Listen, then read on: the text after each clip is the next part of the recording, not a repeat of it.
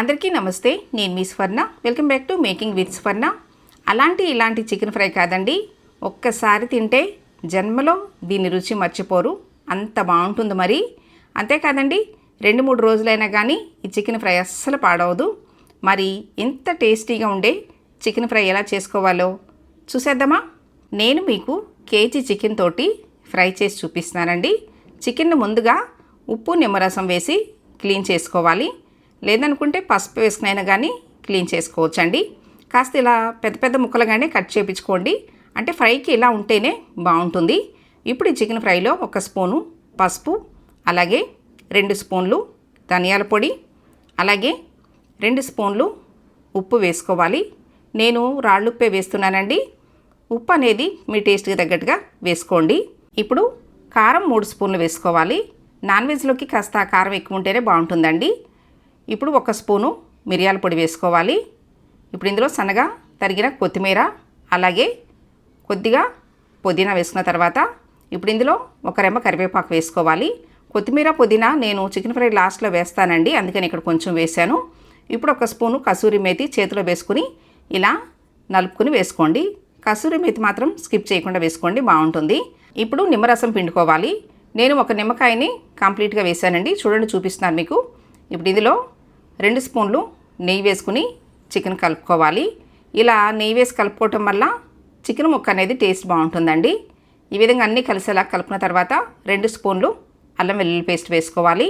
అల్లం వెల్లుల్లి పేస్ట్ అనేది ఎప్పుడైనా కానీ నాన్ వెజ్లోకి ఫ్రెష్ అల్లం వెల్లుల్లి పేస్టే వేసుకోండి. వేసిన తర్వాత 5-10 నిమిషాలు ఇలా బాగా కలపాలండి. ఇలా బాగా కలిపితేనే ప్రతి ముక్కకు కూడా మనం వేసిన మసాలాలన్నీ కూడా బాగా పట్టుకుంటాయి అన్నమాట. గరిటతో కలిపే కంటే కూడా చేతితోటే కలుపుకోండి, అన్నీ కూడా బాగా కలుస్తాయి. ఇప్పుడు చేతిలో 2-3 స్పూన్లు నీళ్లు పోసుకొని చికెన్లో వేసుకోవాలి. అంతేగాని ఎక్కువ నీళ్ళు అయితే పోయకూడదండి. ఇప్పుడు ఈ బాండీని స్టవ్ మీద పెట్టేసి మూత పెట్టి 15 నిమిషాలు హై ఫ్లేమ్లోనే ఉడికించుకోవాలి. చూడండి, మీకు 15 నిమిషాల తర్వాత చూపిస్తున్నాను. ఇలా చికెన్లో నుంచి వాటర్ వచ్చినాయి కదా, ఈ నీళ్ళతోనే మనం ఫ్రై చేసుకోవాలి. ఇప్పుడు మూత పెట్టకుండానే ఫ్రై చేసుకోవాలండి. నేను ఈ చికెన్ ఫ్రైలో కానీ పక్క బర్నర్ మీద ఫ్రైడ్ ఆనియన్స్ వేయిస్తున్నానండి. ఫ్రైడ్ ఆనియన్స్ వేసే ఈ చికెన్ ఫ్రై చేస్తాను. చూడండి, ఇప్పుడు నీళ్ళన్నీ కూడా ఎగిరిపోయేంత వరకు ఇలా కలుపుతూ చికెన్ని వేయించుకోవాలి. ఇప్పుడు నేను మీకు ఫ్రైడ్ ఆనియన్స్ వేయించిన ఆయిల్ చూపిస్తున్నానండి. ఇదే ఆయిల్లో 3 స్పూన్లు జీడిపప్పులు వేసి వేయించుకోవాలి. వేయించేటప్పుడు స్టవ్ సిమ్లో పెట్టుకుని వేయించుకోండి. ఈ మాత్రం కలర్ వస్తే సరిపోతాయండి.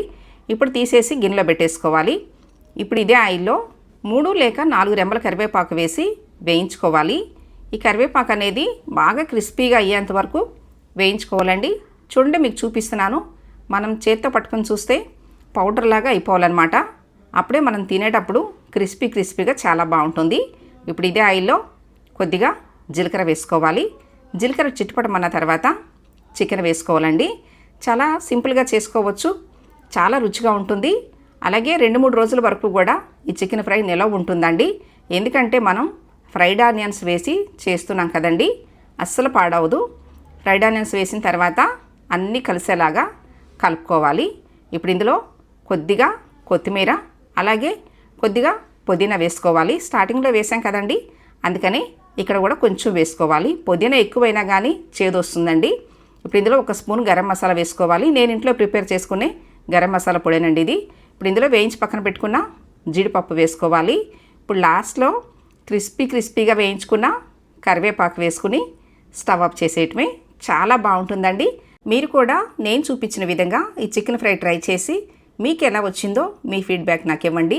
చెప్పాను కదండి, ఒక్కసారి తింటే జన్మలో దీని రుచి మర్చిపోలేరు, అంత బాగుంటుంది. మరి నేను చేసి చూపించిన చికెన్ ఫ్రై రెసిపీ మీకు నచ్చినట్లయితే ఈ వీడియోని తప్పకుండా లైక్ చేయండి.